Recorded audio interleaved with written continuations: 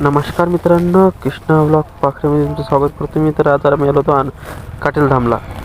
तर काटेलधाम हे गुलाब बाबाचं एक भव्य असं मंदिर इथं बनलेलं आहे. इथं त्यांच्याकडे भव्य एक शक्ती होती, जेणेकरून त्यांनी लोकांचं बरं केलं होतं. तर तुम्हाला जर यायचं असलं तर वरडबा काढून काही 5 ते 6 किलोमीटर लांबवर आहे, येऊ शकता तुम्ही. भव्य अशी मूर्ती गुलाबाबाची पण आहे इथं. आमचे नाना आणि मी आलो होतो. पाहू शकता तुम्ही कशा प्रकारची साफसफाई आणि मंदिर असं मोठं प्रकारचं बांधलेलं आहे. पाहू शकता तुम्ही छान प्रकारे अशी नक्षीकाम असं केलेलं आहे मंदिरामध्ये गुलाबाबाचं. तुम्हाला जर देणगी द्यायचं असलं तर तुम्ही देणगी पण देऊ शकता. पाहू शकता इथे देणगी घेणारे पण आहेत. ही गुलाबाबाची मूर्ती आहे. गुलाबाची गाडी पण साईडला ठेवेल, जेणेकरून त्यांच्या आठवणीसाठी. हे पाहू शकता.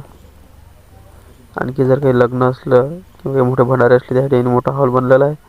हॉल पण पाहू शकता तुम्ही कशा प्रकारचा हॉल आहे. छान अशा प्रकारचं. आणखी बाहेर जर गेलं तर गार्डन पण आहे.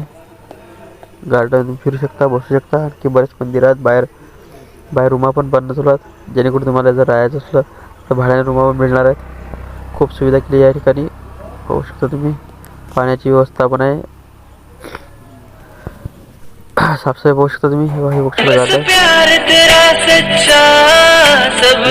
करा, आवडला व्हिडिओ. धन्यवाद.